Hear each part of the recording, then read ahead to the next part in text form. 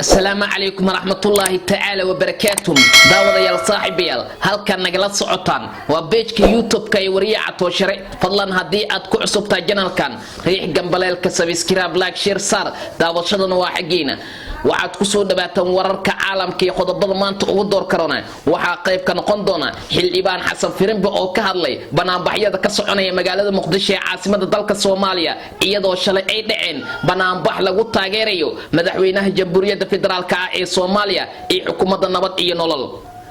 banaanbax lagu wada in maanta uu ka dhacay magaalada Puntland ayaa la hakiyay iyadoo ay sheegayaan in maamulka Puntland ay joojiyeen banaanbaxaasi waxaana lagu taageeri rabay madaxweyne Maxamed Cabdilaahi Maxamed Farmaajo maleeshiya beeled dagaal uu ka dhacay ayay dawladda ciidanka la dhaxdhigtay kuwaas oo ay doonayso inay sugaan amaanka goobtaasi madaxweyne Maxamed Cabdiwaare waxa uu wada hadal la furay dawladda Itoobiya waxa uu kala hadlay fatahaadaha ku soo laalaabta maamulka Hirshabeelle asaga oo sheegay in fatahaadaha ay noqdeen saameynta ugu weyneed ee ka dhacayso gudaha Hirshabeelle safiirka ama sirdoonka Djibouti oo xoog ku galaya ama awood u adeegsanaya hoyga uu ka degan yahay duuliye Fuad Yusuf Ali waxaan kaloon ku soo qaadan doonaa darwal kaxeeya boota bajaad oo lagu dilay duuleedka magaalada Muqdisho gudoomiyaha gobolka Banaadir Umar Maxamed Maxamuud Umar Finish waxa uu ka hadlay wadooyinka xirxiran ee gudaha magaalada Muqdisho waxa uu sheegay in la qaadi doono dhagaxyada ku goosan halkaas maadaama la xaqiijiyay amniga gudaha magaalada Muqdisho taliyaha cusub ee ciidanka Kenya oo soo gaaray gudaha magaalada Muqdisho asaga oo booqasho ku jooga waxa uu ka hadlayaa khilaaf ku dhaxeeya Kenya iyo Soomaaliya iyo arrimo kale oo xasaasi ah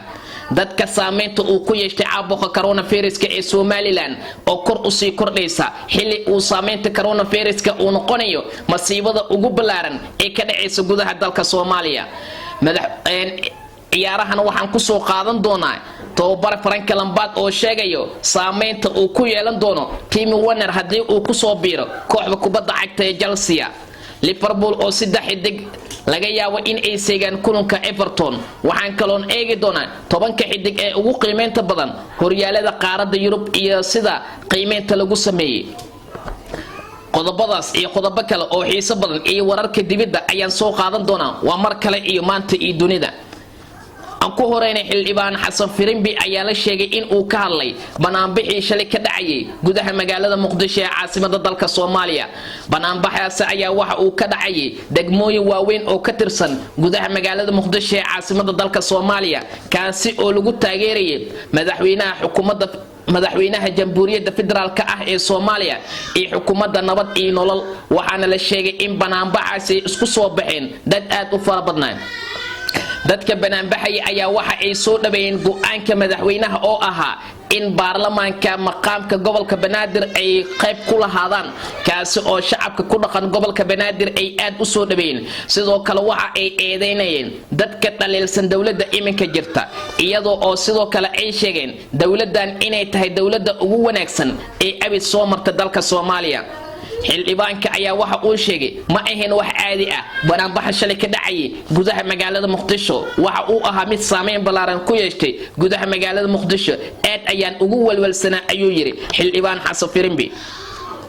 dhanka kaleetana waxaa la sheegayaa banaanbax lagu taageeri lahaa madaxweyne Maxamed Cabdilaahi Maxamed Farmaajo oo ka dhici rabay magaalada Puntland in ay hakad geliyeen maamulkaasi Puntland ilaa iminka lama oga sababihii ay u hakiyeen banaanbaxaas lagu taageeri lahaa madaxweyne Maxamed Cabdilaahi Maxamed Farmaajo ila wareeytiyada ka soo baxaya Puntland ayaa sheegaya in banaanbaxaasi la hakiyay iyadoo dadkana ay isku soo baxeen saakay balse maamulka Puntland ay ku guuleysteen inay joojiyaan dadkii banaanbixi lahaa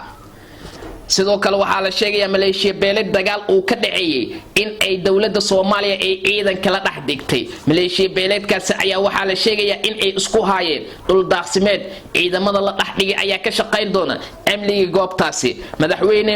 Waaro waxa uu ka hadlay fatahaadaha ka dhaco maamulka Hirshabeelle gaar ahaan magaalada Jowhar iyo deegaanada hoos yimaada iyo beledweyne oo uu aad saameyn ugu yeeshay fatahaadka wabiga Shabeelle Waare ayaa la hadlay Itoobiya waxa uu sheegay in ay deeyaan biyo xireenada ay sameeyeen asaga oo sheegay xiliyada oo aan roob ka jirin in ay dadka reer Hiiraan iyo reer Jowhar ay u dhibaatoonayaan on marka uu webiga biyo keelana ay saameyn ku yeeshto roobabka ka dhaca deegaanada Itoobiya oo ah deegaano aad u waaweyn. waxa uuna sheegay in loo baahan yahay in xilliyada roobka ay fasaxaan kanaaladooda, xilliyada kaleetana ay soo daayaan biyaha si loogu wada faa'iido biyaha uu keeno webiga Jubba iyo Shabeelle. dhanka kaleete sirdoonka Djibouti oo si awood ah ku galay ayaa la leeyahay duuliye Fuad Yusuf Ali, waxaana la sheegay ilaa iminka inaan la haynin warar cadeynaya. duuleedka magaalada Muqdisho ee caasimada dalka Soomaaliya waxaa naga soo gaaray warar sheegaya in darwal kaxeynay mooto bajaaj halkaas lagu dilay, laakiin ilaa iminka ma cadda cidda ka dambeysay shilkaasi. waxaana la sheegayaa in saacadii ugu dambeeyay la soo warinay in darwalkaasi la dilay. dhanka kale gudoomiyaha gobolka Banaadir Cumar Maxamed Maxamuud Cumar Finish ayaa ka hadlay xaaladda guud ee magaalada Muqdisho iyo wadooyinka xarxaran. Cumar Maxamed Maxamuud Cumar Finish ayaa sheegay in dawladda ay isku dayayso inay furto wadooyinka xarxaran, sidoo kale intana ay doonayso in shacabka badqabkooda iyo nabadooda ay ka shaqeyso. waxa uuna sheegay in goor dhow la furi doono wadooyinka xirxiran ee magaalada Muqdisho. dhanka kale taliyaha cusub ee ciidanka xoogga dalka Kenya ayaa booqasho ku soo gaaray gudaha dalka Soomaaliya asaga oo ay ka hadleen arrimo aad xasaasi ah. waxaana la sheegay in taliyaha uu soo hadal qaaday hadallo ay u baahneed dawladda wax badanna ay ka wada hadleen. taliyaha ayaa sidoo kale inta la sheegaya in arintaasi ay imaanayso xili khilaaf uu ka dhaxeeyo dawladda Kenya iyo dawladda Soomaaliya kaasi oo salka ku hayo muranka kiiska badda. dhanka kale waxaa la sheegayaa dalka Mareykanka inay ilaaweenba in uu jiro coronavirus iyaga oo dibadbax aad u balaaran sameynayo. Mareykanka ayaa lagu soo waramayaa dibadbaxyadiisa inay saameyn balaaran ay ku yeelanayaan, taasi oo salka ku hayso dilkeenii madowga ahaa loo geystay ee George Floyd lagu magacaabayay. magaalooyinka waaweyn ee Washington ayaa la sheegay in aad loogu dibadbaxayay iyo sidoo kale Minneapolis kaasi oo khasaare uu ka dhashay. Somaliland waxay sheegaysaa inay sii kordhayso dadka ku dhimanaya caabuqa coronavirus-ka iyadoo madaxweyne Muuse Biixi Cabdi uu sheegay in ay sare u kacayso dadka uu waxyeelada u geystay coronavirus-ka. haddii aan ciyaaraha eegno Lampard ayaa ka hadlay fursadda iyo shaqada uu qaban karo Timo Werner haddii uu ku soo biiro kooxda Chelsea. waxa uuna sheegay in uu saameyn balaaran uu ku yeelan doono horyaalka APL-ka ee dalkaasi Ingiriiska. dhanka kale waxaa la sheegayaa in xidigaha Salah, Arnold, Robertson iyo xidigaha Salah, Alexander Robertson, Georginio Wijnaldum laga yaabo in ay seegaan kulankaasi iyada oo cabsi la gelinayo in xidigahaasi ay ka maqnaan karaan kulanka soo socdo. haddii aynu eegno 10 xidig ee ugu qiimaha badan leh qaaradda Yurub iyo qiimeynta lagu sameeyay kaalinta koowaad waxaa ka galay Kylian Mbappe. Paris Saint-Germain ayuu u ciyaaraa, waxaa lagu qiimeeyaa 9.2 milyan oo euro ah, waana qiimeynta ugu badan oo xidigaas lagu qiimeeyo waa 2 bilyan 509.2, waana qiimeyn aad u fara badan. kaalinta labaad ayaa waxaa soo galay Raheem Sterling, wuxuu u ciyaaraa Manchester City. xulka qaranka England ayuu u dhashay 1.94 ayaa lagu qiimeeyaa oo milyan oo euro ah. kaalinta saddexaad waxaa ku jira xidiga kooxda kubadda cagta ee Borussia Dortmund ee Jadon Sancho, asagana waxaa lagu qiimeeyaa 1.79 milyan oo euro ah. kaalinta afraad waxaa soo galay xidiga Alexander Arnold, Liverpool ayuu u ciyaaraa 1.1 milyan oo euro ayaa lagu qiimeeyaa. kaalinta shanaad waxaa ku jira xidiga Marcus Rashford, Manchester United ayuu u ciyaaraa, waxaa lagu qiimeeyaa asagana 3 milyan oo euro ayaa lagu qiimeeyaa. sidoo kale kaalinta lixaad Mohamed Salah ayaa ku jira 4.9 ayaa lagu qiimeeyaa milyan oo euro ah. sidoo kale kaalinta toddobaad Sadio Mane ayaa ku jira, asagana waxaa lagu qiimeeyaa adduun lacageed oo aad u fara badan oo gaaraya 1.39 2 milyan oo euro ah.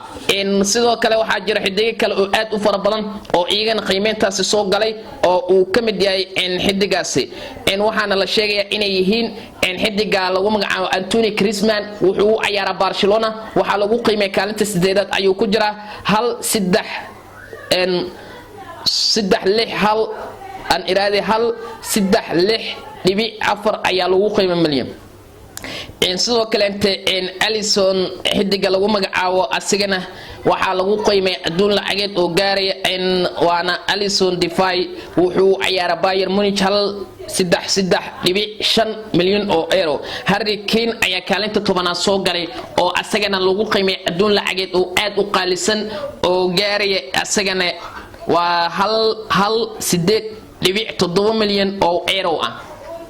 qiimeyntaas ayaana ka dhigan in ay aad u sareyso warkii caalamkii isboortiga oo aad kala socoteen page-ka YouTube-ka iyo wariye Catoshare. waa naga intaas, anigoo Catoshare ayaa inoo soo saaray inala socodsiinayay farsamada. waxaan naga saaciday aadan cabdigar canshuur aaday malaay. waxaad idinka codsanayaa haddii ay warbixintan idiin soo gaarto inaad daawasho badan aad siisaan, subscribe aad saartaan, like aadna siisaan, commentigan waa xaggeena. waa aadan cabdigar canshuur wariye Catoshare oo idin sidaas iyo amaano Allah. muuqaal dambe oo xiiso badan.